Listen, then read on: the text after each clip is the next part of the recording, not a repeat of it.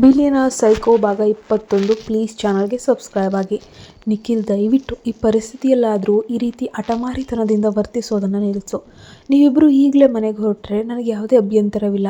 ಆದರೆ ಮೊದಲು ಅಲ್ಲಿಗೆ ಹೋಗಿ ಭೂಮಿಕಾಳನ್ನು ಜಾಗರೂಕತೆಯಿಂದ ನೋಡ್ಕೋ, ಅವಳ ಆರೋಗ್ಯವನ್ನು ಸರಿಯಾಗಿ ಗಮನಿಸು ಅಂತ ವಿಕಾಸ್ ತನ್ನ ಮಗನ ಕಠೋರ ನಿರ್ಧಾರಕ್ಕೆ ಬೇಸರದಿಂದಲೇ ಒಪ್ಕೊಂಡು ಆತಂಕದಿಂದ ಹೇಳಿದರು.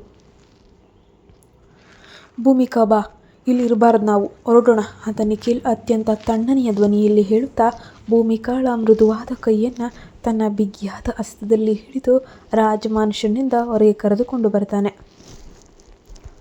ಕಾರು ಸೀದಾ ಅವರ ಅಪಾರ್ಟ್ಮೆಂಟ್ ತಲುಪಿತು. ಭೂಮಿಕಾಳಿಗೆ ದೈಹಿಕವಾಗಿ ಮತ್ತು ಮಾನಸಿಕವಾಗಿ ತೀವ್ರ ಸುಸ್ತಾಗಿತ್ತು.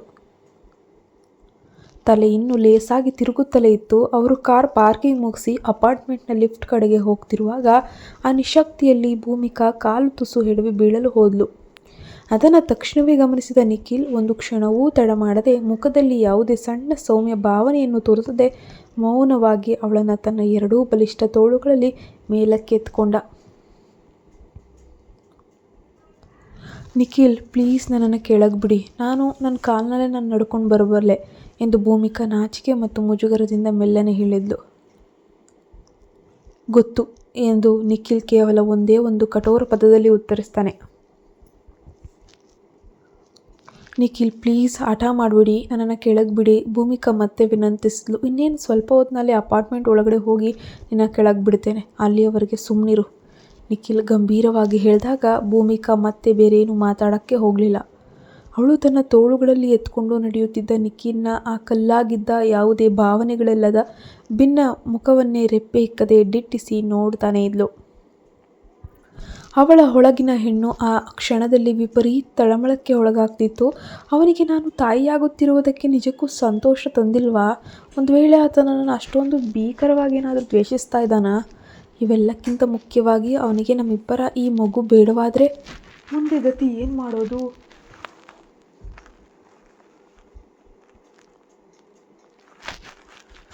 ಭೂಮಿಕಾ ಲಿಫ್ಟ್ನಿಂದ ಮನೆಯ ಒಳಗೆ ಹೋಗುವವರೆಗೂ ಇದೇ ಘೋರ ಆಲೋಚನೆಯಲ್ಲೇ ಪಾಪ ಮುಳುಗಿದ್ಲು. ಅವರು ಅಪಾರ್ಟ್ಮೆಂಟ್ ಮನೆ ತಲುಪಿದ ತಕ್ಷಣ ನಿಖಿಲ್ ಅತ್ಯಂತ ಜಾಗರೂಕತೆಯಿಂದ ಭೂಮಿಕಾಳನ್ನು ಅವಳ ಮಲಗುವ ಕೋಣೆಯ ಹಾಸಿಗೆಯ ಮೇಲೆ ಮಲಗಿಸ್ತಾನೆ. ಈಗ ಬೇರೆ ಯಾವುದನ್ನು ಯೋಚಿಸದೆ ಸ್ವಲ್ಪ ಪ್ರಶಾಂತವಾಗಿ ವಿಶ್ರಾಂತಿ ತೆಗೆದುಕೊಳ್ಳಿ, ನಾವು ನಾಳೆ ಬೆಳಗ್ಗೆ ಆಸ್ಪತ್ರೆಗೆ ಹೋಗಿ ಡಾಕ್ಟರ್ ಹತ್ರ ಕಂಪ್ಲೀಟ್ ಚೆಕಪ್ ಮಾಡಿಸ್ಕೊಳ್ಳೋಣ ಅಂತ ಹೇಳ್ತಾನೆ. ನಿಖಿಲ್, ನಾನು ನಿನಗೆ ಒಂದು ಅತ್ಯಂತ ಪ್ರಮುಖವಾದ ವಿಷಯ ಹೇಳಬೇಕಿತ್ತು ಅಂತ ಭೂಮಿಕಾ ರಾತ್ರಿಯ ಒಂದು ಮುತ್ತಿನ ನೆನಪು ತನ್ನ ಪ್ರೀತಿಯ ಸತ್ಯವನ್ನು ಬಿಚ್ಚಿಡಲು ಧೈರ್ಯ ಮಾಡಿ ಬಾಯಿ ತೆರೆದ್ಲು. ಆದರೆ ಅದೇ ಕ್ಷಣದಲ್ಲಿ ನಿಖಿಲ್ನ ಜೇಬಿನಲ್ಲಿರುವಂತಹ ಫೋನು ಭೀಕರವಾಗಿ ರಿಂಗ್ ಆಗುತ್ತೆ. ಆತ ಫೋನ್ ಸ್ಕ್ರೀನ್ ನೋಡಿ ತಕ್ಷಣವೇ ಭೂಮಿಕಾಳ ಮಾತನ್ನು ಅರ್ಧಕ್ಕೆ ಕತ್ತರಿಸಿ ಕೋಣೆಯಿಂದ ಹೊರಗಡೆ ನಡೀತಾನೆ. ಹೌದು ಆರ್ಯನ್, ನಾಳೆ ಬೆಳಗ್ಗೆ ಸರಿಯಾಗಿ 10 ಗಂಟೆಗೆ ಆಫೀಸ್ ಮೀಟಿಂಗ್ ಫಿಕ್ಸ್ ಮಾಡು, ನಾನು ಬರ್ತೀನಿ ಎಂದು ನಿಖಿಲ್ ಹಾಲ್ನಲ್ಲಿ ನಿಂತು ಮಾತನಾಡುತ್ತಿರುವುದನ್ನು ಬೆಡ್ರೂಮಿನ ಹಾಸಿಗೆಯ ಮೇಲೆ ಮಲಗಿದ್ದ ಭೂಮಿಕಾ ಶೂನ್ಯ ಕಣ್ಣುಗಳಿಂದ ಕೇಳಿಸಿಕೊಳ್ತಾನೆ ಇದ್ಲು. ನಿಖಿಲ್ನ ಬಗ್ಗೆ ತನಗೆ ಮನಸ್ಸಿನಲ್ಲಿ ಹೇಗನ್ನಿಸ್ತದೆ, ತಾನು ಅವನನ್ನು ಎಷ್ಟು ಗಾಢವಾಗಿ ಪ್ರೀತಿಸ್ತೀನಿ ಅನ್ನೋದು ಇವತ್ತೇ ಅವನಿಗೆ ಮುಖಾಮುಖಿ ಹೇಳಿಬಿಡಬೇಕು ಅಂತ ಭೂಮಿಕಾ ತೀವ್ರವಾಗಿ ಬಯಸ್ತಾ ಇದ್ಲು. ಆದರೆ ಆಕೆಯ ಮನಸ್ಸಿನಲ್ಲಿ ಈಗ ಪ್ರೀತಿಗಿಂತ ಹೆಚ್ಚಾಗಿ ಒಂದು ಭೀಕರವಾದ ಹೆದರಿಕೆ ಆವರಿಸಿಕೊಳ್ಳಲು ಶುರುವಾಗಿತ್ತು. ಒಂದು ವೇಳೆ ನಿಖಿಲ್ ಆ ಕಾಂಟ್ರಾಕ್ಟ್ ಮ್ಯಾರೇಜ್ ನಿಯಮಗಳನ್ನು ನೆನಪಿಸಿ ಈ ಮಗುವನ್ನು ಒಪ್ಕೊಳ್ಳದೆ ತನಗೆ ಗರ್ಭಪಾತ ಅಬಾರ್ಷನ್ ಮಾಡಿಸ್ಕೊಳ್ಳಲು ಕಠೋರವಾಗಿ ಕೇಳಿಬಿಟ್ರೆ, ಈ ಮಗು ಇದ್ದರೆ ತಾನೇ ನಾವಿಬ್ಬರು ಇರೋದು, ಇದು ಖಂಡಿತ ಬೇಡ, ನಾವಿಬ್ಬರು ಜೊತೆಲೇ ಇಲ್ಲ ಅಂದಮೇಲೆ ಈ ಮಗು ಏನಕ್ಕೆ? ದೇವರೇ, ಯಾವುದೇ ಕಾರಣಕ್ಕೂ ಅದು ಮಾತ್ರ ನನ್ನ ಜೀವನದಲ್ಲಿ ಸಾಧ್ಯನೇ ಇಲ್ಲ ಎಂದು ಅವಳು ತನ್ನ ಹೊಟ್ಟೆ ಮೇಲೆ ಕೈ ಇಟ್ಕೊಂಡು ಬಿಕ್ಕಿ ಬಿಕ್ಕಿ ಅಳಲು ಆರಂಭಿಸಿದ್ಲು. ಭೂಮಿಕಾಳಿಗೆ ಚೆನ್ನಾಗಿ ಗೊತ್ತಿತ್ತು, ತಾನು ನಿಖಿಲ್ನನ್ನು ತನ್ನನ್ನು ಪ್ರೀತಿಸುವಂತೆ ಅಥವಾ ಈ ಮಗುವನ್ನು ಬಲವಂತವಾಗಿ ಸ್ವೀಕರಿಸುವಂತೆ ಖಂಡಿತವಾಗಿ ಒತ್ತಾಯಿಸಲು ಬಯಸುವುದಿಲ್ಲ. ಆದರೆ ತನ್ನ ಹೊಟ್ಟೆಯೊಳಗಿರುವ ಆ ಮುಗ್ಧ ಜೀವಕ್ಕೆ, ತನ್ನ ಮಗುವಿಗೆ ಯಾರೇ ಆದರೂ, ಸ್ವತಃ ನಿಖಿಲ್ ಆಗಿದ್ರೂ ಕೂಡ ಸಣ್ಣ ಹಾನಿ ಮಾಡಲು ಕೂಡ ಅವಳು ಜನ್ಮದಲ್ಲೂ ಬಿಡುವುದಿಲ್ಲ. ಒಬ್ಬ ಹೆಣ್ಣಿಗೆ ತಾಯಿಯಾಗುವುದು ಈ ಸೃಷ್ಟಿಯ ಅತಿ ದೊಡ್ಡ ಆಶೀರ್ವಾದ ಮತ್ತು ಖಂಡಿತವಾಗಿಯೂ ಇದು ಭೂಮಿಕಾಳ ಬದುಕಿನ ಅತ್ಯಂತ ದೊಡ್ಡ ಕನಸಾಗಿತ್ತು. ಅವಳು ತನ್ನ ಮಗುವಿಗಾಗಿ ಇಡೀ ಜಗತ್ತಿನ ಎದುರು, ಕೊನೆಗೆ ನಿಖಿಲ್ ಎದುರು ಒಬ್ಬಂಟಿಯಾಗಿ ಸಿಂಹಿಣಿಯಂತೆ ಹೋರಾಡಲು ಇವತ್ತೇ ಮಾನಸಿಕವಾಗಿ ಸಿದ್ಧಳಾದ್ಲು. ಮರುದಿನ ಮುಂಜಾನೆ ಇಡೀ ರಾತ್ರಿ ತಳಮಳದಲ್ಲೇ ಕಳೆದಿದ್ದ ಭೂಮಿಕಾ ಮೆಲ್ಲನೆ ಕಣ್ಣು ಬಿಟ್ಟು ಎಚ್ಚರಗೊಂಡು ರೂಮಿನಿಂದ ಹೊರಗೆ ಬಂದ್ಲು.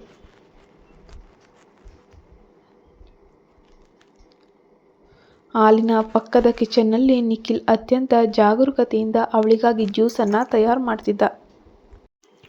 ಪಕ್ಕದಲ್ಲೇ ಕೆಲಸದವಳು ರೀನಾ ತರಕಾರಿಗಳನ್ನು ಅಚ್ಚುಕಟ್ಟಾಗಿ ಕತ್ತರಿಸ್ತಿದ್ಲು. ಮನೆಯ ವಾತಾವರಣ ಸದ್ಯಕ್ಕೆ ಶಾಂತವಾಗಿ ಕಂಡರೂ ಇಬ್ಬರ ಮನಸ್ಸಿನಲ್ಲೂ ಬಿರುಗಾಳಿ ಎದ್ದಿತ್ತು. ಭೂಮಿಕಾಳನ್ನು ಕಂಡ ತಕ್ಷಣ ನಿಖಿಲ್ ಜ್ಯೂಸ್ ಗ್ಲಾಸನ್ನು ಇಡುತ್ತಾ, ಭೂಮಿಕಾ, ಮೊದಲು ಬಂದು ನಿನ್ನ ತಿಂಡಿ ಮುಗಿಸ್ಕೊ, ಆಮೇಲೆ ನಿನ್ನ ಕಂಪ್ಲೀಟ್ ಚೆಕಪ್ಗಾಗಿ ನಾವು ಆಸ್ಪತ್ರೆಗೆ ಹೋಗಬೇಕಾಗಿದೆ ಅಂತ ಹೇಳ್ತಾನೆ ಅತ್ಯಂತ ತಣ್ಣನೆಯ ಧ್ವನಿಯಲ್ಲಿ. ಚೆಕಪ್? ಇದು ಕೇವಲ ಸಾಮಾನ್ಯ ಚೆಕಪ್ ಮಾತ್ರ ಆಗಿದೆಯೇ, ಅಥವಾ ಒಂದು ವೇಳೆ ಈತ ನನ್ನ ಮಗುವನ್ನು ಗರ್ಭಪಾತ ಮಾಡಲು ಬಯಸ್ತಾ ಇದ್ದಾನೆಯೇ, ಅದಕ್ಕಾಗಿ ಆಸ್ಪತ್ರೆಗೆ ಕರೆದೊಯ್ತಾ ಇದ್ದಾನಾ? ಭೂಮಿಕಾ ತನ್ನ ಹೊಟ್ಟೆಯ ಮೇಲೆ ಕೈ ಇಟ್ಕೊಂಡು ಭೀತಿಯಿಂದ ಅಲ್ಲೇ ಯೋಚಿಸುತ್ತಾ ಮೌನವಾಗಿ ನಿಂತುಬಿಟ್ಲು. ಅವಳು ಹಾಗೆ ನಿಂತಿರುವುದನ್ನು ನೋಡಿ ನಿಖಿಲ್, ಭೂಮಿಕಾ, ಮೊದಲು ಬಂದು ಇಲ್ಲಿ ಚೇರ್ ಮೇಲೆ ಕೂರು, ಯಾಕೆ ಹಾಗೆ ಜಂಟಿ ಕಳೆದುಕೊಂಡವಳಂತೆ ನಿಂತಿದೀಯಾ ಅಂತ ಹೇಳ್ತಾನೆ. ಹಾಂ ಎಂದು ಭೂಮಿಕಾ ಅತ್ಯಂತ ಭಾರವಾದ ಹೆಜ್ಜೆಗಳನ್ನು ಇಡುತ್ತಾ ಡೈನಿಂಗ್ ಕುರ್ಚಿಯ ಮೇಲೆ ಬಂದು ಕುಳಿತುಕೊಂಡ್ಳು. ರೀನಾ ಅತ್ಯಂತ ಪ್ರೀತಿಯಿಂದ ಭೂಮಿಕಾಳಿಗೆ ಬಿಸಿ ಬಿಸಿ ಊಟವನ್ನು ಬಡಿಸಿದ್ಲು. ಆನಂತರ ಅವರಿಬ್ಬರಿಗೂ ವೈಯಕ್ತಿಕವಾಗಿ ಮಾತನಾಡಲು ಬಿಟ್ಟು ರೂಮನ್ನು ಸಂಪೂರ್ಣವಾಗಿ ಸ್ವಚ್ಛಗೊಳಿಸಲು ಸೀದಾ ಭೂಮಿಕಾಳು ಮಲಗುವ ಕೋಣೆಯ ಕಡೆಗೆ ನಡೆದಿದ್ಲು. ಡೈನಿಂಗ್ ಟೇಬಲ್ ಮೇಲೆ ಈಗ ಅವರಿಬ್ಬರೇ ಇದ್ದರು. ಭೂಮಿಕಾ ಧೈರ್ಯ ಮಾಡಿ, ನಿಖಿಲ್, ನಾನು ನಿನಗೆ ಒಂದು ಅತ್ಯಂತ ಮುಖ್ಯವಾದ ವಿಷಯವನ್ನು ಹೇಳಬೇಕಾಗಿದೆ ಎಂದು ತನ್ನ ಪ್ರೀತಿಯ ಸತ್ಯವನ್ನು ಬಿಚ್ಚಿಡಲು ಮುಂದಾದ್ಲು. ಆದರೆ ಅವಳ ಮಾತನ್ನು ಪೂರ್ತಿ ಮುಗಿಸಲು ಬಿಡದ ನಿಖಿಲ್ ಅವಳ ಕಣ್ಣುಗಳನ್ನು ನೇರವಾಗಿ ನೋಡುತ್ತಾ ಕಠೋರವಾಗಿ ಹೇಳ್ತಾನೆ. ಇಲ್ಲ ಭೂಮಿಕಾ, ಮೊದಲು ನಾನು ನಿನಗೆ ಒಂದು ವಿಷಯವನ್ನು ಸ್ಪಷ್ಟವಾಗಿ ಹೇಳಬೇಕಾಗಿದೆ. ಸರಿ ನಿಖಿಲ್, ಅಷ್ಟಕ್ಕೂ ನೀನು ನನ್ನ ಬಳಿ ಏನು ಮಾತನಾಡೋಕ್ಕೆ ಬಯಸ್ತಿದೀಯಾ ಎಂದು ಭೂಮಿಕಾ ಗಂಟಲಲ್ಲೇ ಉಸಿರು ಬಿಗಿ ಹಿಡಿದು ಕೇಳ್ತಾಳೆ. ನಿಖಿಲ್ ಅತ್ಯಂತ ಗಂಭೀರವಾಗಿ, ನೋಡು ಭೂಮಿಕಾ, ನೀನು ನಿನ್ನ ಜೀವನದಲ್ಲಿ ಇಂತಹ ಒಂದು ಪರಿಸ್ಥಿತಿಯನ್ನು ಖಂಡಿತವಾಗಿ ನಿರೀಕ್ಷಿಸಿರಲಿಲ್ಲ. ಹಾಗಾಗಿ ನೀನು ಮಾನಸಿಕವಾಗಿ ಮತ್ತು ದೈಹಿಕವಾಗಿ ತುಂಬ ಕಷ್ಟಪಡ್ತಾ ಇದೆಯಾ ಎನ್ನುವುದು ನನಗೆ ಚೆನ್ನಾಗಿ ತಿಳಿದಿದೆ. ನಿನ್ನೆ ರಾತ್ರಿ ಅಮಲಿನಲ್ಲಿ ನಡೆದಂತಹ ಆ ಒಂದು ಘಟನೆ ಸಂಪೂರ್ಣವಾಗಿ ನನ್ನ ತಪ್ಪು ಎನ್ನುವುದನ್ನು ನಾನು ಖಂಡಿತ ಒಪ್ಕೊಳ್ತೀನಿ. ನಿನಗೆ ಈ ಅನಿರೀಕ್ಷಿತವಾದ ಗರ್ಭಧಾರಣೆ ಮತ್ತು ಇವೆಲ್ಲವೂ ನಿನಗೆ ದೊಡ್ಡ ಹೊರೆಯಾಗಿ ಕಾಣ್ತಿರ್ಬೋದು. ಬಹುಶಃ ನೀನು ಈ ಮಗುವನ್ನು ಗರ್ಭಪಾತ, ಅಬಾರ್ಷನ್ ಮಾಡಿಸ್ಕೊಳ್ಳುವ ಬಗ್ಗೆಯೂ ಯೋಚಿಸ್ತಿರಬಹುದು, ಹೌದು ತಾನೇ ಅಂತ ಹೇಳ್ತಾನೆ. ಅವನ ಮಾತಿಗೆ ಭೂಮಿಕಾ ಗಾಬರಿಯಾಗಿ, ಆದರೆ ನಿಖಿಲ್, ದಯವಿಟ್ಟು ನನ್ನ ಮಾತು ಕೇಳು, ನಾನು ಖಂಡಿತವಾಗಿಯೂ ಆ ರೀತಿ ಎಂದೂ ಯೋಚಿಸೇ ಇಲ್ಲ ಎಂದು ಮಗುವನ್ನು ಉಳಿಸಿಕೊಳ್ಳುವ ಹಂಬಲದಿಂದ ತತ್ತರಿಸುತ್ತಾ ಹೇಳಿದ್ಲು. ಆದರೆ ನಿಖಿಲ್ ಅವಳ ಮಾತನ್ನು ಕಿವಿಗೆ ಹಾಕಿಕೊಳ್ಳದೆ ತನ್ನ ಅಹಂಕಾರದ ಧ್ವನಿಯಲ್ಲೇ ಮುಂದುವರಿಸ್ತಾನೆ. ನನ್ನ ಮಾತನ್ನು ಪೂರ್ತಿ ಕೇಳು ಭೂಮಿಕಾ, ನಿನ್ನೆ ರಾತ್ರಿಯ ತಪ್ಪು ನನ್ನದಾಗಿರಬಹುದು, ಅದಕ್ಕಾಗಿ ದಯವಿಟ್ಟು ನನ್ನನ್ನು ಕ್ಷಮಿಸಿಬಿಡು. ಆದರೆ ನಾನು ಈ ರಾಜೇ ಮನೆತನದ ರಕ್ತವನ್ನು, ಅಂದರೆ ನನ್ನ ಮಗುವನ್ನು ಗರ್ಭಪಾತ ಮಾಡಲು ನಿನಗಾಗಲಿ ಅಥವಾ ಈ ಜಗತ್ತಿನಲ್ಲಿ ಯಾರಿಗೇ ಆಗಲಿ ಜನ್ಮದಲ್ಲೂ ಕೂಡ ಅನುಮತಿ ನೀಡೋಕ್ಕೆ ಸಾಧ್ಯವೇ ಇಲ್ಲ. ಇದು ನನ್ನ ಅಂತಿಮ ತೀರ್ಮಾನ ಅಂತ ಹೇಳಿ ಗರ್ಜಿಸಿದನು. ಭೂಮಿಕಾ ಆಶ್ಚರ್ಯದಿಂದ ಅವನ ಮುಖವನ್ನೇ ನೋಡ್ತಿದ್ದಾಗ ನಿಖಿಲ್ ಮತ್ತಷ್ಟು ಕಠೋರವಾದ ಷರತ್ತುಗಳನ್ನು ಅವಳ ಮುಂದೆ ಇಡ್ತಾ ಹೋಗ್ತಾನೆ. ಹಾಗೆ ಭೂಮಿಕಾ, ಈ ಒಪ್ಪಂದದ ಮದುವೆಯಲ್ಲಿ ನಿನಗೆ ಆಗುತ್ತಿರುವಂತಹ ಈ ಕಷ್ಟಕ್ಕೆ ಪ್ರತಿಯಾಗಿ ನೀನು ಕೇಳಿದಷ್ಟು ಭಾರೀ ಮೊತ್ತದ ಪರಿಹಾರದ ಹಣವನ್ನು, ಕಾಂಪನ್ಸೇಷನನ್ನು ಸೆಟಲ್ಮೆಂಟ್ ಮಾಡಲು ನಾನು ಸಿದ್ಧನಿದ್ದೇನೆ. ಆದರೆ ದಯವಿಟ್ಟು ಅಲ್ಲಿಯವರೆಗೆ, ಅಂದರೆ ಈ ಮಗು ಹುಟ್ಟುವವರೆಗೆ ಮಾತ್ರ ಇದನ್ನು ಸಹಿಸಿಕೊಂಡು ಈ ಮನೆಯಲ್ಲಿ ಇರು. ನಮ್ಮ ನಡುವಿನ ಆ 1 ವರ್ಷದ ಒಪ್ಪಂದ ಮುಗಿದ ತಕ್ಷಣ ನಾನು ನಿನಗೆ ಯಾವುದೇ ರೀತಿಯ ತೊಂದರೆಯನ್ನು ಕೊಡುವುದಿಲ್ಲ ಎಂದು ಭರವಸೆಯನ್ನು ನೀಡ್ತಾನೆ. ಹಾಗೆ ಈ ಮಗುವಿನಿಂದ ಮುಂದೆ ನಿನ್ನ ವೈಯಕ್ತಿಕ ಜೀವನಕ್ಕೆ ಯಾವುದೇ ತೊಂದರೆ ಆಗುವುದಿಲ್ಲ. ಒಪ್ಪಂದ ಮುಗಿದ ನಂತರ ನೀನು ಈ ಮನೆಯಿಂದ ನಿನ್ನಿಷ್ಟದಂತೆ ಹೊರಟು ಹೋಗಿ ನಿನ್ನ ಸ್ವತಂತ್ರ ಜೀವನವನ್ನು ನಡೆಸಬಹುದು. ಒಪ್ಪಂದ ಮುಗಿದ ಮೇಲೆ ನಿನಗೆ ಏನು ಬೇಕಾದರೂ ಮಾಡ್ಕೋ, ಅದಕ್ಕೆ ನನ್ನ ಅಭ್ಯಂತರವಿಲ್ಲ. ನಿಖಿಲ್ ಒಂದು ದೀರ್ಘ ಉಸಿರು ತೆಗೆದುಕೊಂಡು ಇಡೀ ಕೋಣೆ ಸ್ತಬ್ಧ ಆಗುವಂತೆ ತನ್ನ ಅಂತಿಮ ಬಾಣವನ್ನು ಬಿಟ್ಟೇ ಬಿಟ್ಟನು. ಆದರೆ ನೆನಪಿಟ್ಟುಕೋ, ಒಪ್ಪಂದ ಮುಗಿದು ನೀನು ಹೊರ ಹೋದ ತಕ್ಷಣ ನಿನಗೂ ನನಗೂ ಅಥವಾ ನನ್ನ ಈ ಮಗುವಿಗೂ ಯಾವುದೇ ರೀತಿಯ ಸಂಬಂಧ ಇರೋದಿಲ್ಲ. ನನ್ನ ಮಗುವನ್ನು ಸಂಪೂರ್ಣವಾಗಿ ನಾನೊಬ್ಬನೇ ಅತ್ಯಂತ ಜಾಗರೂಕತೆಯಿಂದ ಸಾಕಿ ನೋಡ್ಕೊಳ್ತೇನೆ. ಇದೇ ನನ್ನ ಫೈನಲ್ ಡಿಸಿಷನ್ ಎಂದು ಬಿಸ್ನೆಸ್ ಡೀಲನ್ನು ಮುಗಿಸಿದಂತೆ ಅತ್ಯಂತ ಭಾವಶೂನ್ಯವಾಗಿ ಹೇಳಿ ಮುಗಿಸ್ತಾನೆ. ಅವನ ಈ ಕಠೋರವಾದ ಮಾತುಗಳು ಭೂಮಿಕಾಳ ಹೃದಯವನ್ನು ಅಕ್ಷರಶಃ ಸಜೀವವಾಗಿ ಸೀಳಿದಂತಾಯಿತು. ತಾನು ಪ್ರಾಣಕ್ಕಿಂತ ಹೆಚ್ಚಾಗಿ ಪ್ರೀತಿಸಿದ ಗಂಡ ತನ್ನ ಹೊಟ್ಟೆಯೊಳಗಿನ ಮಗುನ ಕೇವಲ ಒಂದು ಕಾಂಟ್ರಾಕ್ಟ್ ವಸ್ತುವಿನಂತೆ ನೋಡಿ ತನ್ನ ತಾಯ್ತನದ ಹಕ್ಕನ್ನೇ ಕಸಿದುಕೊಳ್ತಿದ್ದಾನಲ್ವಾ. ಅವಳು ಮೂಕ ವಿಸ್ಮಿತಳಾಗಿ ಕಣ್ಣೀರನ್ನ ಸುರಿಸುತ್ತಾ ಕುಳಿತುಬಿಟ್ಲು. ಮರುದಿನ ಮುಂಜಾನೆ ಇಡೀ ರಾತ್ರಿ ತಳಮಳದಲ್ಲೇ ಕಳೆದಿದ್ದ ಭೂಮಿಕಾ ಮೆಲ್ಲನೆ ಕಣ್ಬಿಟ್ಟು ಎಚ್ಚರಗೊಂಡು ರೂಮ್ನಿಂದ ಹೊರಗೆ ಬಂದಳು. ಹಾಲಿನ ಪಕ್ಕದ ಕಿಚನ್ನಲ್ಲಿ ನಿಖಿಲ್ ಅತ್ಯಂತ ಜಾಗರೂಕತೆಯಿಂದ ಅವಳಿಗಾಗಿ ಜ್ಯೂಸನ್ನು ತಯಾರು ಮಾಡ್ತಿದ್ದಾನೆ. ಪಕ್ಕದಲ್ಲೇ ಕೆಲಸದವಳು ರೀನಾ ತರಕಾರಿಗಳನ್ನು ಅಚ್ಚುಕಟ್ಟಾಗಿ ಕತ್ತರಿಸ್ತಿದ್ದಾಳೆ. ಮನೆಯ ವಾತಾವರಣ ಸದ್ಯಕ್ಕೆ ಶಾಂತವಾಗಿ ಕಂಡ್ರೂ ಇಬ್ಬರ ಮನಸ್ಸಿನಲ್ಲೂ ಬಿರುಗಾಳಿ ಎದ್ದಿತ್ತು. ಭೂಮಿಕಾಳನ್ನು ಕಂಡ ತಕ್ಷಣ ನಿಖಿಲ್ ಜ್ಯೂಸ್ ಗ್ಲಾಸನ್ನು ಇಡುತ್ತಾ, ಭೂಮಿಕಾ, ಮೊದಲು ಬಂದು ನಿನ್ನ ತಿಂಡಿ ಮುಗಿಸ್ಕೊ, ಆಮೇಲೆ ನಿನ್ನ ಕಂಪ್ಲೀಟ್ ಚೆಕಪ್ಗಾಗಿ ನಾವು ಆಸ್ಪತ್ರೆಗೆ ಹೋಗಬೇಕಾಗಿದೆ ಅಂತ ಹೇಳ್ತಾನೆ ಅತ್ಯಂತ ತಣ್ಣನೆಯ ಧ್ವನಿಯಲ್ಲಿ. ಚೆಕಪ್? ಇದು ಕೇವಲ ಸಾಮಾನ್ಯ ಚೆಕಪ್ ಮಾತ್ರ ಆಗಿದೆಯೇ, ಅಥವಾ ಒಂದು ವೇಳೆ ಈತ ನನ್ನ ಮಗುವನ್ನು ಗರ್ಭಪಾತ ಮಾಡಲು ಬಯಸ್ತಾ ಇದ್ದಾನೆಯೇ? ಅದಕ್ಕಾಗಿ ಆಸ್ಪತ್ರೆಗೆ ಕರೆದೊಯ್ತಿದ್ದಾನಾ? ಅವಳಿಗೆ ಕನ್ಫ್ಯೂಷನ್ ಅನ್ನೋದು ಶುರುವಾಯಿತು. ಭೂಮಿಕಾ ತನ್ನ ಹೊಟ್ಟೆ ಮೇಲೆ ಕೈ ಇಟ್ಕೊಂಡು ಭೀತಿಯಿಂದ ಅಲ್ಲೇ ಯೋಚಿಸುತ್ತಾ ಮೌನವಾಗಿ ನಿಂತು ಬಿಟ್ಲು. ಅವಳು ಹಾಗೆ ನಿಂತಿರುವುದನ್ನು ನೋಡ್ತಾನೆ ಇದ್ದಾನೆ. ಅವಳು ಹಾಗೆ, ಭೂಮಿಕಾ, ಮೊದಲು ಬಂದು ಇಲ್ಲಿ ಚೇರ್ ಮೇಲೆ ಕೂರು, ಯಾಕೆ ಹಾಗೆ ನಿಂತಿದ್ಯಾ ಅಂತ ಹೇಳ್ತಾನೆ. ಭೂಮಿಕಾ ಅತ್ಯಂತ ಭಾರವಾದ ಹೆಜ್ಜೆಗಳನ್ನಿಡುತ್ತಾ ಡೈನಿಂಗ್ ಕುರ್ಚಿಯ ಮೇಲೆ ಬಂದು ಕುಳಿತುಕೊಳ್ತಾಳೆ. ರೀನಾ ಕೂಡ ಅತ್ಯಂತ ಪ್ರೀತಿಯಿಂದ ಭೂಮಿಕಾಳಿಗೆ ಬಿಸಿಬಿಸಿಯಾದ ರುಚಿಯಾದ ಊಟವನ್ನು ಬಡಿಸ್ಕೊಡ್ತಾಳೆ. ಆನಂತರ ಅವರಿಬ್ಬರಿಗೂ ವೈಯಕ್ತಿಕವಾಗಿ ಮಾತನಾಡೋಕೇನೂ ಇಲ್ಲ. ರೂಮನ್ನು ಸಂಪೂರ್ಣವಾಗಿ ಸ್ವಚ್ಛಗೊಳಿಸಲು ಸೀದಾ ಭೂಮಿಕಾಳ ಮಲಗುವ ಕೋಣೆಯ ಕಡೆಗೆ ನಡೆದ್ಲು. ಡೈನಿಂಗ್ ಟೇಬಲ್ ಮೇಲೆ ಈಗ ಇವರಿಬ್ಬರೇ ಇದ್ದರು. ಭೂಮಿಕಾ ಧೈರ್ಯ ಮಾಡಿ, ನಿಖಿಲ್, ನಾನು ನಿನಗೆ ಒಂದು ಅತ್ಯಂತ ಮುಖ್ಯವಾದ ವಿಚಾರವನ್ನು ಹೇಳಬೇಕು ಅಂತಿದ್ದೆ ಎಂದು ತನ್ನ ಪ್ರೀತಿಯ ಸತ್ಯವನ್ನು ಬಿಚ್ಚಿಡಲು ಮುಂದಾಗ್ತಿದ್ದಾಳೆ. ಆದರೆ ಅವಳ ಮಾತನ್ನು ಪೂರ್ತಿ ಮುಗಿಸಲು ಬಿಡದ ನಿಖಿಲ್ ಅವಳ ಕಣ್ಣುಗಳನ್ನೇ ನೇರವಾಗಿ ನೋಡುತ್ತಾ ಕಠೋರವಾಗಿ ಹೇಳಿದ್ದನು. ಇಲ್ಲ ಭೂಮಿಕಾ, ಮೊದಲು ನಾನು ನಿನಗೆ ಒಂದು ವಿಚಾರವನ್ನು ಸ್ಪಷ್ಟವಾಗಿ ಹೇಳಬೇಕಾಗಿದೆ. ಸರಿ ನಿಖಿಲ್, ಅಷ್ಟಕ್ಕೂ ನೀನು ನನ್ನ ಬಳಿ ಏನು ಮಾತಾಡೋಕೆ ಬಯಸ್ತಿದೀಯಾ ಎಂದು ಭೂಮಿಕಾ ಗಂಟಲಲ್ಲೇ ಉಸಿರನ್ನು ಬಿಗಿ ಹಿಡಿದು ಕೇಳಿದ್ಲು. ಬಹುಶಃ ನೀನು ನನ್ನ ಮಗುವನ್ನು ಅಬಾರ್ಷನ್ ಮಾಡೋಕ್ಕೆ ಅಂತ ಹೇಳಿಬಿಟ್ಟೆ ನನ್ನ ಜೊತೆ ಈ ರೀತಿ ಮಾತಾಡೋಕ್ಕೆ ಪ್ರಯತ್ನಿಸ್ತಿದ್ಯಾ. ನಾನು ನಿನಗೆ ಖಚಿತವಾಗಿ ಆಗಲೇ ಹೇಳಿದ್ದೀನಿ, ಇದಕ್ಕೆ ಯಾವುದೇ ಕಾರಣಕ್ಕೂ ನಿನಗೆ ಅವಕಾಶವನ್ನು ಕೊಡೋದಿಲ್ಲ. ನಿನಗೆ ಏನೇ ಆದರೂ ಅಷ್ಟೇ, ನಾನು ಇದಕ್ಕೆ ಅವಕಾಶ ಕೊಡೋದೇ ಇಲ್ಲ ಅಂತ ಹೇಳಿ ಅಲ್ಲಿಂದ ಎದ್ದು ಹೊರಟೇ ಹೋಗ್ತಾನೆ. ಭೂಮಿಕಾಳಿಗೆ ಮಾತ್ರ ಒಳಗೊಳಗೆ ಸಮಾಧಾನ. ಕನಿಷ್ಠ ಪಕ್ಷ ಅವಳ ಗಂಡ ತನ್ನ ಮಗುನಾದ್ರೂ ಸಂಪೂರ್ಣ ಹಕ್ಕನ್ನು ತೋರಿಸಿದ್ದಾನಲ್ಲ, ಅಥವಾ ಕ್ರೂರಿಯಂತೆ ಗರ್ಭಪಾತ ಮಾಡಿಕೊಳ್ಳೋದು ತನಗೆ ಕಠೋರವಾಗಿ ಏನು ಹೇಳಿಲ್ವಲ್ಲ, ಅದೇ ದೊಡ್ಡ ಭಾಗ್ಯ ಅಂತ ಒಂದು ಕಡೆ ಅಂದ್ಕೊಂಡ್ಳು. ನಿಖಿಲ್ ಮತ್ತೆ ಅವಳ ಕಣ್ಣುಗಳನ್ನೇ ನೋಡುತ್ತಾ, ಹೌದು ಭೂಮಿಕಾ, ನಾನು ನಮ್ಮ ಮಗುವನ್ನು ಸಂಪೂರ್ಣವಾಗಿ ಅತ್ಯಂತ ಸುರಕ್ಷಿತವಾಗಿ ನೋಡ್ಕೊಳ್ತೇನೆ. ಮತ್ತು ನಿನಗೆ ಈ ಗರ್ಭಾವಸ್ಥೆಯ ಸಮಯದಲ್ಲಿ ಯಾವುದೇ ರೀತಿಯಾಗಲಿ ಏನೇ ಆಗಲಿ ಸಣ್ಣ ತೊಂದರೆನೂ ಕೂಡ ಆಗದೇ ಇರೋ ರೀತಿ ನೋಡ್ಕೊಳ್ಳೋವಂಥದ್ದು ನನ್ನ ಜವಾಬ್ದಾರಿ. ಆ ಜವಾಬ್ದಾರಿಯನ್ನು ಖಂಡಿತ ನಾನೇ ತಗೊಳ್ತೀನಿ. ವಾಸ್ತವವಾಗಿ ನಿಖಿಲ್, ನಾನು ಇಷ್ಟೊತ್ತಿನಿಂದ ನಿನ್ನ ಬಳಿ ಒಂದು ಅತ್ಯಂತ ಪ್ರಮುಖವಾದ ವಿಚಾರವನ್ನು ಹೇಳಬೇಕಂತ ಹಂಬಲಿಸಿದೆ. ಅದೇನೆಂದರೆ ಅಂತ ಭೂಮಿಕಾ ತಾನು ಅವನನ್ನು ಎಷ್ಟು ಗಾಢವಾಗಿ ಪ್ರಾಣಕ್ಕಿಂತ ಹೆಚ್ಚಾಗಿ ಪ್ರೀತಿಸ್ತಾಳೆ ಎನ್ನುವ ರಹಸ್ಯವನ್ನು ಇವತ್ತೇ ಬಿಚ್ಚಿಡೋಕೆ ಮುಂದಾದ್ಲು. ಆದರೆ ವಿಧಿ ಆಟ ಎಷ್ಟು ಕೆಟ್ಟದಾಗಿದೆ ಅಂದರೆ ಇದ್ದಕ್ಕಿದ್ದಂತೆ ಮತ್ತೆ ನಿಖಿಲ್ನ ಫೋನ್ ಭೀಕರವಾಗಿ ರಿಂಗ್ ಆಯಿತು. ಅವಳ ಪ್ರೀತಿಯ ಪ್ರಪೋಸಲ್ ಮಾತುಗಳು ಗಂಟಲಲ್ಲೇ ನಿಂತು ಹೋದವು.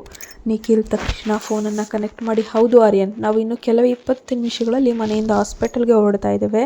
ಅಲ್ಲಿ ಗೈನಕಾಲಜಿಸ್ಟ್ ಅಥವಾ ಸ್ತ್ರೀರೋಗ ತಜ್ಞರು ಅಪಾಯಿಂಟ್ಮೆಂಟ್ ಸೇರಿದಂತೆ ಎಲ್ಲವೂ ಸರಿಯಾಗಿದೆಯೇ ಎಂದು ಖಚಿತಪಡಿಸಿಕೊಳ್ಳಿ. ನಾನು ಆಸ್ಪತ್ರೆಯ ಆ 10ನೇ ಸಾಲಿನಲ್ಲಿ ನಿಂತು ಕಾಯಲು ಖಂಡಿತ ಬಯಸೋದಿಲ್ಲ ಎಂದು ಗಂಭೀರವಾಗಿ ಮಾತನಾಡಿದರು. ಫೋನ್ ಕಟ್ ಮಾಡಿದ ಕೂಡಲೇ ನಿಖಿಲ್, ನನಗೆ ತುರ್ತು ಕೆಲಸವಿದೆ ಎಂದು ಹೇಳಿ ಬೇಗನೆ ತಿಂಡಿ ಮುಗಿಸಿ ಸೀದಾ ತನ್ನ ಸ್ಟಡಿ ರೂಮ್ ಅಧ್ಯಯನದ ಕೋಣೆಯ ಕಡೆಗೆ ಹೊರಟು ಹೋಗ್ತಾನೆ. ಅತ್ತ ಡೈನಿಂಗ್ ಟೇಬಲ್ ಬಳಿ ಕೂತಿದ್ದರಂತಹ ಭೂಮಿಕಾಗೆ ಅವಳಿಗೆ ಊಟ ಮಾಡೋಕ್ಕೂ ಆಗ್ತಿಲ್ಲ, ಬಿಡೋಕ್ಕೂ ಆಗ್ತಿಲ್ಲ. ಕೈಯಲ್ಲಿ ಫೋರ್ಕ್ ಇದೆ, ಆ ಚಮಚವನ್ನು ಹಿಡಿದುಕೊಂಡು ಕೋಪದಿಂದ ಕೆಂಡವಾಗ್ತಿದ್ದಾಳೆ. ಅವಳು ತನ್ನ ತಡೆಯಲಾರದ ಆಕ್ರೋಶದಿಂದ ಕೈಯಲ್ಲಿದ್ದ ಫೋರ್ಕನ್ನು ಡೈನಿಂಗ್ ಮೇಜಿನ ಮೇಲೆ ರಭಸದಿಂದ ಚುಚ್ಚುತ್ತಾಳೆ. ಅವಳು ತನ್ನ ಆತನ ಕೋಪವನ್ನೆಲ್ಲ ಚುಚ್ಚಿ ಚುಚ್ಚಿ ಡಬಾರನೆ ಹೊಡಿತಿದ್ದಾಳೆ.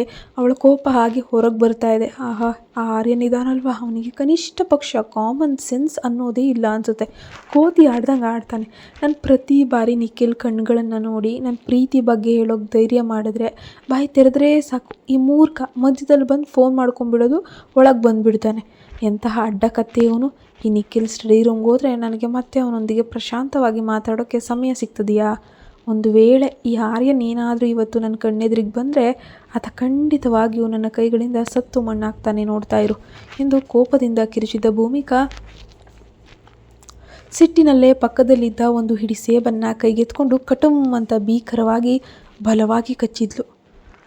ಹಿಂದೆ ನಿಂತು ಇದನ್ನೆಲ್ಲ ನೋಡ್ತಿದ್ದ ಕೆಲಸದವಳು ರೀನಾ ಅಕ್ಷರಶಃ ನಡುಗಿ ಹೋದ್ಲು. ಭೂಮಿಕಾ ತನ್ನೆಲ್ಲ ಕೋಪದ ಭರದಲ್ಲಿ ನಿಜವಾಗಿಯೂ ಯಾರನ್ನಾದರೂ ಹಿಡಿದು ಚರಮ ಸುಲಿದು ಬಿಡ್ತಾಳೆ ಎಂದು ಅವಳು ಬಹುಶಃ ಭಾವಿಸಿದ್ಲು. ನಮ್ಮ ಮುಗ್ಧ ಭೂಮಿಕಾ ಇಷ್ಟೊಂದು ರೌದ್ರಾವತಾರ ತಾಳಿ ಕೋಪಗೊಳ್ಳುತ್ತಾಳೆಂದು ರೀನಾ ತನ್ನ ಜೀವನದಲ್ಲಿ ಕನಸು ಮನಸ್ಸಿನಲ್ಲೂ ಕೂಡ ಊಹೆನೂ ಮಾಡಿಕೊಂಡಿರಲಿಲ್ಲ, ಅಂದುಕೊಂಡೂ ಇರಲಿಲ್ಲ. ಸ್ವಲ್ಪ ಹೊತ್ತಿನ ನಂತರ ಭೂಮಿಕಾ ಮತ್ತು ನಿಖಿಲ್ ಇಬ್ಬರು ಕೂಡ ಒಟ್ಟಿಗೆ ಕಾರ್ನಲ್ಲಿ ಕುಳಿತು ಸಿಟಿ ಹೈಟೆಕ್ ಆಸ್ಪತ್ರೆಗೆ ತೆರಳಿದ್ರು. ಆಸ್ಪತ್ರೆಯ ಭವ್ಯವಾದ ಲಾಬಿಯ ಕಾಲಿಡ್ತಿದ್ದಂಗೆ ಇವರಿಗಾಗಿ ಆಫೀಸ್ ಅಸಿಸ್ಟೆಂಟ್ ಆರ್ಯನ್, ಯಾರು ಸ್ವತಃ ಒಬ್ಬ ಡಾಕ್ಟರ್ ಕೂಡ ಹೌದೋ ಆತ ಈಗಾಗಲೇ ಸಕಲ ಸಿದ್ಧತೆಗಳೊಂದಿಗೆ ಕಾಯ್ತಿದ್ದಾನೆ. ಇವರಿಬ್ಬರನ್ನ ಕಂಡ ತಕ್ಷಣ ಆರ್ಯನ್ ನಗುತ್ತಾ ಬಂದು, ನಿಖಿಲ್, ನೀನು ಯಾಕೆ ಇಷ್ಟೊಂದು ಲೇಟ್ ಮಾಡಿದ್ದೆ ಮಾರಯ್ಯ? ನಿನ್ನ ಫ್ರೆಂಡ್ ಆದ ನನ್ನಂತಹ ಒಬ್ಬ ಸೀನಿಯರ್ ಡಾಕ್ಟರ್ ಗತ್ನಿಂದ ನಿಮಗಾಗಿ ಈ ಆಸ್ಪತ್ರೆಯ ಲಾಬಿಯಲ್ಲಿ ಅರ್ಧ ಗಂಟೆಯಿಂದ ಕಾಯಬೇಕಾಯಿತು. ಇದು ಬೇಕಿತ್ತಾ ನನಗೆ, ಗೊತ್ತಾ ನಿನಗೆ ಎಂದು ಆರ್ಯನ್ ತಮಾಷೆಯಾಗಿ ಕೀಟಲೆಯನ್ನು ಮಾಡುತ್ತಾ ಹೇಳ್ತಾನೆ. ಆದರೆ ಭೂಮಿಕಾಳ ಕಣ್ಣಲ್ಲಿ ಆರ್ಯನನ್ನು ಕಂಡ ತಕ್ಷಣ ಬೆಂಕಿ ಉಗುಳುವಷ್ಟು ಕೋಪ ಇತ್ತು. ನಿಖಿಲ್ ಆರ್ಯನ ಈ ತಮಾಷೆಯ ಮಾತುಗಳನ್ನು ಸಂಪೂರ್ಣವಾಗಿ ನಿರ್ಲಕ್ಷಿಸುತ್ತಾ ತನ್ನ ಎಂದಿನ ಹಿಟ್ಲರ್ ಧ್ವನಿಯಲ್ಲಿ ಕಠೋರವಾಗಿ ಹೇಳ್ತಾನೆ. ನಿನ್ನ ಈ ಹರಟೆ ಮಾತುಗಳನ್ನು ಮೊದಲು ಮುಚ್ಚು ಆರ್ಯನ್. ಮೊದಲು ಹೇಳು, ಇಲ್ಲಿನ ಬೆಸ್ಟ್ ಗೈನಕಾಲಜಿಸ್ಟ್ ಮೀನ್ಸ್ ಬೆಸ್ಟ್ ಸ್ತ್ರೀರೋಗ ತಜ್ಞರು ಕ್ಯಾಬಿನ್ ಎಲ್ಲಿದೆ ಅಂತ ಗಂಭೀರವಾಗಿ ಕೇಳ್ತಾನೆ. ಆಸ್ಪತ್ರೆಯ ಒಳಗಡೆ ಭೂಮಿಕಾ ಕೊನೆಗೆ ತಡೆದುಕೊಳ್ಳಲಾರದೆ ಆರ್ಯನ ಕಾಲರ್ನ ಹಿಡಿಯೋದೊಂದೇ ಬಾಕಿ. ತನ್ನೆಲ್ಲ ಆಕ್ರೋಶವನ್ನು ಹೊರಹಾಕೇ ಬಿಟ್ಲು. ನಮ್ಮ ಮುಗ್ಧ ಭೂಮಿಕಾ, ನಿನ್ನನ್ನು ಕೊಲೆ ಮಾಡಬೇಕು ಅನ್ನಿಸ್ತಿದೆ ಅಂತ ರೌದ್ರಾವತಾರದಲ್ಲಿ ಕಿರುಚಾಡಿದರೆ ಆರ್ಯನ್ ಮಾತ್ರ ಡಾಕ್ಟರ್ ರೇಂಜ್ಗೆ ಬಿಲ್ಡಪ್ ತಗೊಂಡು, ಗರ್ಭಿಣಿಯರು ಇಷ್ಟೊಂದು ಜೋರಾಗಿ ಮಾತಾಡಬಾರ್ದು, ಕಿರುಚಾಡಬಾರ್ದು, ಟೆನ್ಷನ್ ಮಾಡ್ಕೋಬಾರ್ದು, ಮಗುವಿನ ಮೇಲೆ ಎಫೆಕ್ಟ್ ಆಗುತ್ತೆ ಅಂತ ಅವಳನ್ನು ಎದುರಿಸಿ ಸೈಲೆಂಟ್ ಮಾಡಿಸೋ ಸೀನ್ ಇದೆಯಲ್ಲ, ಅಕ್ಷರಶಃ ಹೊಟ್ಟೆ ಉಣ್ಣಾಗುವಂತೆ ನಗು ತರಿಸುತ್ತೆ. ಇನ್ನೊಂದೆಡೆ ನಿಖಿಲ್ ಭೂಮಿಕಾಳನ್ನು ಆಚೆ ಕಳಿಸಿ ಡಾಕ್ಟರ್ ಹತ್ರ ರಹಸ್ಯವಾಗಿ ಏನೂ ಮಾತಾಡ್ತಿದ್ದಾನೆ ಅನ್ನೋ ಸಸ್ಪೆನ್ಸ್ ಕೂಡ ಇನ್ನು ಮುಂದಿನ ಭಾಗದಲ್ಲಿ ಕ್ರಿಯೇಟ್ ಆಗ್ತಿದೆ. ನೋಡೋಣ ಮುಂದಿನ ಭಾಗ ಹೇಗಿರುತ್ತೆ ಅಂತ. ನೀವಿನ್ನು ನಮ್ಮ ಚಾನಲ್ಗೆ ಸಬ್ಸ್ಕ್ರೈಬ್ ಆಗಿಲ್ಲ ಅಂದರೆ ಈ ಕೂಡಲೇ ಸಬ್ಸ್ಕ್ರೈಬ್ ಆಗಿ, ಪಕ್ಕದಲ್ಲೇ ಕಾಣೋ ಬೆಲ್ ಐಕನ್ನ ಪ್ರೆಸ್ ಮಾಡಿ ನೋಟಿಫಿಕೇಷನ್ ಆನ್ ಮಾಡಿ ಇಟ್ಕೊಂಡ್ರೆ ನನ್ನ ಸ್ಟೋರಿ ಹಾಕಿದ ತಕ್ಷಣ ನಿಮಗೆ ನೋಟಿಫಿಕೇಷನ್ ಬರುತ್ತೆ. ನೀವು ಯಾವ ಸ್ಟೋರಿನೂ ಮಿಸ್ ಮಾಡ್ಕೊಳ್ಳಲ್ಲ. ನೆಕ್ಸ್ಟ್ ಪಾರ್ಟ್ ಸ್ಟೋರಿ ನೋಡಬೇಕು ಅಂದರೆ ನೀವು ಖಂಡಿತ ನಮ್ಮ ಚಾನಲ್ಗೆ ಸಬ್ಸ್ಕ್ರೈಬ್ ಆಗಿರಬೇಕು. ಧನ್ಯವಾದಗಳು. ಆ್ಯಂಡ್ ಕತೆ ಬಗ್ಗೆ ನಿಮ್ಮ ಅಭಿಪ್ರಾಯ ಏನು ಮತ್ತು ಕತೆ ಹೇಗೆ ಹೋಗ್ತಾ ಇದೆ, ನಿಮ್ಗೆ ಇಷ್ಟ ಆಗ್ತಿದೆಯಾ ಇಲ್ವಾ, ಈ ಸ್ಟೋರಿನ ಹೆಂಡ್ ಮಾಡಬೇಕಾ, ಏನು ಕತೆ ಅನ್ನೋದು ದಯವಿಟ್ಟು ನೀವು ಕಮೆಂಟ್ನಲ್ಲಿ ತಿಳಿಸ್ಬೇಕಾಗುತ್ತೆ. ಪ್ಲೀಸ್, ಈ ಕತೆ ತುಂಬ ಜನರಿಗೆ ತಲುಪಬೇಕು ಅಂದರೆ ನೀವು ಹೈಪ್ ಬಟನನ್ನು ಕ್ಲಿಕ್ ಮಾಡಬೇಕು. ಆವಾಗ ಆ ಕತೆ ತುಂಬ ಜನರಿಗೆ ತಲುಪುತ್ತೆ. ಇದರಿಂದ ನಮಗೂ ಕೂಡ ತುಂಬ ಉಪಯೋಗ ಆಗುತ್ತೆ. ಪ್ಲೀಸ್ ಹೈಪ್ ಮಾಡೋದನ್ನು ಮರಿಬೇಡಿ. Thank you so much.